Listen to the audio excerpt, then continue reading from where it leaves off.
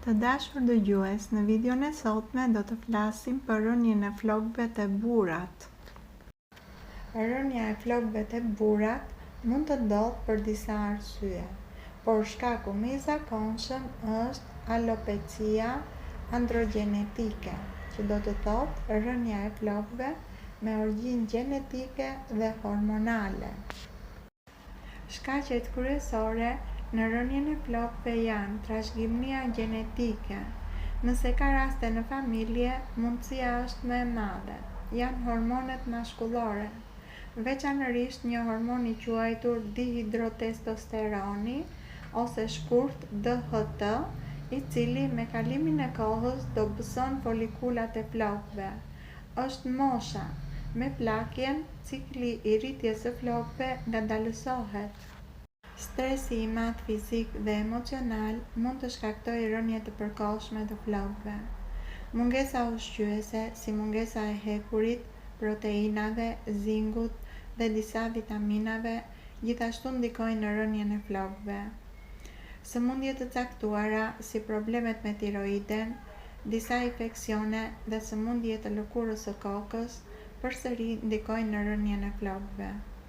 Por ndikojnë gjithashtu dhe disa ilaçe, të cilat kanë efekt anësor në rënien e flokëve. Lind pyetja: a mund të ndalet rënja e flokëve tek burat? Kjo varet nga shkaku. Në disa raste mund të ngadalësohet dhe trajtohet me medikamente. Duhet kujdes mjekësor dhe korrigjim i mungesave ushqyese. Sa më herët të fillojë trajtimi, aq më shumë mundësi ka të ruhet dëmtësia e flokëve. Një fakt interesant është se shumica e burrave humbin disa flokë në ditë. Humbja rreth 50 deri 100 fije në ditë konsiderohet normale, sepse flokët kalojnë vazhdimisht në cikle rritjeje dhe zhvendësimi. Rënja e flokëve lidhet kryesisht me gjenetikën dhe me ndjeshmërinë e folikulave të flokëve ndaj hormonit të DHT-s. Disa burra trashëgojnë folikula që janë shumë të ndjeshme ndaj DHT-s. Në këta persona, flokët fillojnë të hollohen që në moshën 20 deri 30 vjeç, ndonjëherë edhe më herët. Tek të tjerët, folikulat janë më pak të ndjeshme dhe flokët mund të mbeten të dendur deri në pleqëri. Interesante është se nuk ka rëndësi vetëm sasia e hormonit në trup. Dy burra mund të kenë nivele të ngjashme hormonesh, por njëri mund të humbas flokët dhe tjetri jo. Kjo ndodh sepse folikulat e tyre reagojnë ndryshe. Gjatë rënies së flokëve, flokët bëhen më të hollë. Vija e flokëve tërhiqet shpesh në pjesën e ballit. Zona në majtë të kokës fillon të rallohet. Me kalimin e viteve, disa folikula pushojnë së prodhuari flokë të dukshëm. Nga ana tjetër, burrat që ruajnë flokët deri në moshë të madhe, zakonisht kanë folikula më rezistente ndaj DHT-s dhe një predispozit gjenetike më të favorshme. Lind pyetja: në çfarë moshe duhet treguar kujdes për flokët? Kujdesi për flokët është i domosdoshëm në çdo moshë, por veçanërisht që nga fundi i adoleshencës deri në moshën 20 vjeç, kur tek disa burra mund të shfaqen shenjat e para të rrallimit të flokëve.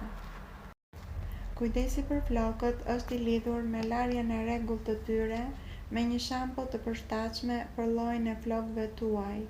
Duhet mbajtur një ushqyerje e ekuilibruar me proteina, hekur, zink dhe vitamina.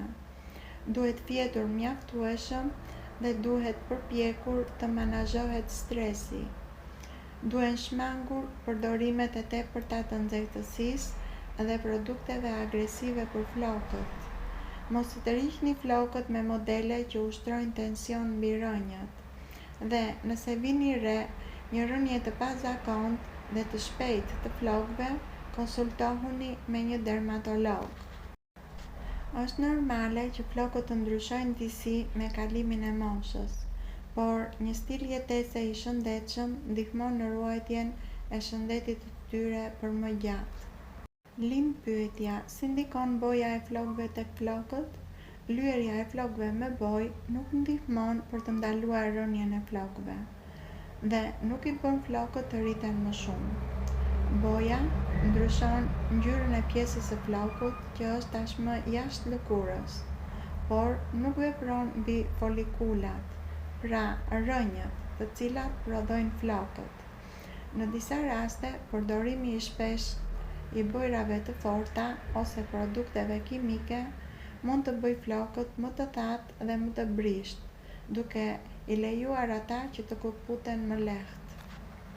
Megjithatë, mund të themi se boja e flokëve mund të japë përshtypjen se flokët duken më të dendur ose më voluminoz, sidomos kur mbulon zonat e zbardhura dhe krijon kontrast më të vogël me lëkurën e kokës. Pra, si përfundim mund të themi se boja e flokëve mund të përmirësojë pamjen estetike të flokëve. Ajo nuk ndalon tullacërinë dhe nuk stimulon rritjen e flokëve. Nëse rënja e flokëve është e dukshme, është e rëndësishme të kuptohet shkaku se sa të mbulohet me bojë. Lind pyetja: a ndihmon uji me uthull si shplarës në forcimin e flokëve? Uji me uthull, veçanërisht uthulla e mollës, përdoret nga disa njerëz si shplarës për flokët. Ajo mund të ketë disa përfitime të vogla. Mund të ndihmojë për largimin e mbetjeve të produkteve nga flokët. Mund t'i bëjë flokët të duken më të lëmuar dhe më me shkëlqim. Dhe mund të ndihmojë në uljen e yndyrës së tepërt ose të zbogthit të lehtë të disa persona. Megjithatë, nuk ka prova të forta shkencore që uji me uthull forcon rrënjët e flokëve ose ndalon rënien e tyre. Nëse rënja e flokëve shkaktohet nga gjenetika, hormonet ose ndonjë problem tjetër shëndetësor, uthulla nuk e zgjidh shkakun. Nëse dëshironi ta provoni, zakonisht uthulla e mollës hollohet mirë në ujë. Për shembull, një pjesë uthull molle me 4 deri në 5 pjesë ujë, për të shmangur irritimin e lëkurës së kokës. Nëse shkakton djegje, kruarje ose skuqje, duhet ndërprerë menjëherë përdorimi. Pra, mund të themi se uthulla mund të ndihmojë që flokët të duken më të shëndetshëm, por nuk konsiderohet një trajtim i provuar për forcimin e rrënjve ose parandalimin e tullacërisë. Gjithashtu, mund të themi se uji me uthull molle nuk parandalon zbardhjen e flokëve. Zbardhja e flokëve ndodh kur qelizat në folikulat e flokëve prodhojnë gjithnjë e më pak melanin, pigmenti që u jep flokëve ngjyrën e tyre. Kjo lidhet kryesisht me gjenetikën, pra trashëgiminë, moshën dhe disa faktorë shëndetësor si mungesa ushqyese në raste të caktuara. Uthulla mund të bëjë flokët të duken më të shndritshëm dhe nganjëherë ngjyra natyrale mund të duket më e gjallë, por nuk rikthen melaninën dhe nuk ndalon procesin biologjik të zbardhjes. Një fakt interesant është se mosha kur fillojnë të zbardhen flokët ndryshon shumë nga një person te tjetri.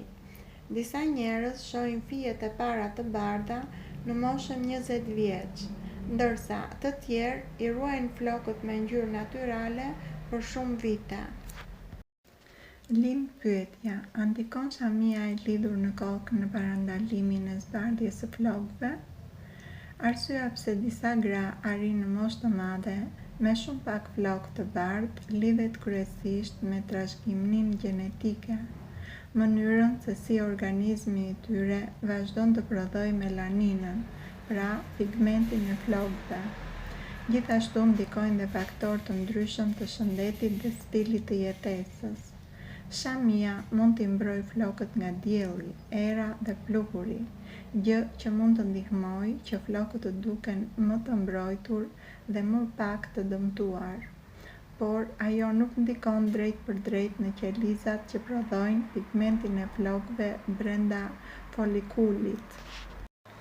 Pra, mund të themi se nëse shihni një grua që në moshë të thyer ka ende pak flokë të bardhë, kjo ka shumë më tepër rëndësi të jetë rezultati gjenetikës dhe biologjisë së saj se sa i mbajtjes së shamisë. Lind pyetja: pse te disa njerëz zbardhen flokët dhe vetullat ngelen të zeza? Kjo ndodh sepse flokët e kokës dhe vetullat nuk zbardhen gjithmonë në të njëjtin ritëm. Pigmenti i flokëve prodhohet nga qeliza të veçanta në çdo folikul. Me kalimin e moshës, disa folikula e humbasin aftësinë për të prodhuar pigmentin më herët se të tjerat.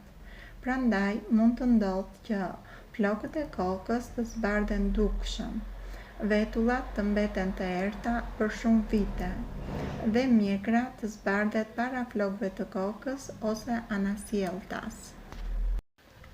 Shkaku kryesor është se folikulat në pjesë të ndryshme të trupit plaken me ritme të ndryshme dhe kanë ndjeshmëri të ndryshme ndaj faktorëve gjenetik dhe biologjik. Ndodh që disa burra kanë flokë krejtësisht të bardhë, ndërsa vetullat e tyre mbeten kryesisht të zeza ose kafe e errët, edhe në moshë të madhe, por kjo është krejtësisht normale. Lind pyetja: pse është zhvilluar mjekra te burrat? Mjekra është zhvilluar te burrat kryesisht për shkak të hormoneve mashkullore dhe evolucionit. Kur djemt hyjnë në pubertet, hormonet si testosteroni bëjnë që qimet në fytyrë të rriten më shumë dhe të bëhen më të trasha. Kjo është arsyeja pse mjekra zakonisht fillon të shfaqet gjatë adoleshencës. Shkencëtarët mendojnë se mjekra mund të ketë shërbyer për disa funksione gjatë evolucionit. Ajo tregon pjekurinë dhe moshën e një burri, sinjalizon zhvillimin fizik dhe nivelet e hormoneve mashkullore dhe ndihmon në dallimin vizual midis burrave dhe grave. Gjithashtu, mund të ketë luajtur rol në tërheqjen e partnerëve, megjithse preferencat ndryshojnë nga kultura në kulturë dhe nga individi në individ. Një fakt interesant është se jo të gjithë burrat zhvillojnë të njëjtën mjekër. Kjo varet shumë nga gjenetika. Disa kanë mjekër të dendur, ndërsa disa të tjerë kanë më pak qime në fytyrë, edhe pse kanë nivele normale të testosteronit. Lind pyetja: flokët e shkurtër ndikojnë në forcimin e qimes? Prerja e flokëve shkurt nuk e forcon qimen dhe nuk e bën atë më të trash. Ky është një besim shumë i përhapur, por duhet theksuar se flokët rriten nga folikulat nën lëkurë, ndërsa prerja ndikon vetëm te pjesa e flokut që është tashmë jashtë lëkurës. Megjithatë, flokët e shkurtër mund të duken më të trash dhe më të dendur. Këputen më pak sepse janë më pak të ekspozuar ndaj dëmtimeve dhe janë më të lehtë për të mbajtur të shëndetshëm. Kur flokët priten, maja e holl hiqet dhe floku i ri që del duket më i trashë në prekje, gjë që krijon përshtypjen se është forcuar. Në realitet, diametri i qimes nuk ndryshon nga prerja. Pra, flokët e shkurtër mund të duken më të fortë dhe më të shëndetshëm, por nuk ndryshojnë trashësinë e qimes dhe nuk përshpejtojnë rritjen e flokëve. Lind pyetja: me çfarë ushqehet qimja e flokut? Qimja e flokut që shohim mbi lëkurë është e përbërë nga qeliza të vdekura. Prandaj ajo nuk ushqehet drejt për drejt. Pjesa që ushqehet është rrënja e flokut, pra folikuli, i cili merr lëndë ushqyese nga gjaku. Për rritjen dhe shëndetjen e flokëve janë të rëndësishme proteinat. Flokët përbëhen kryesisht nga keratina. Hekuri ndihmon në furnizimin me oksigjen të folikulave.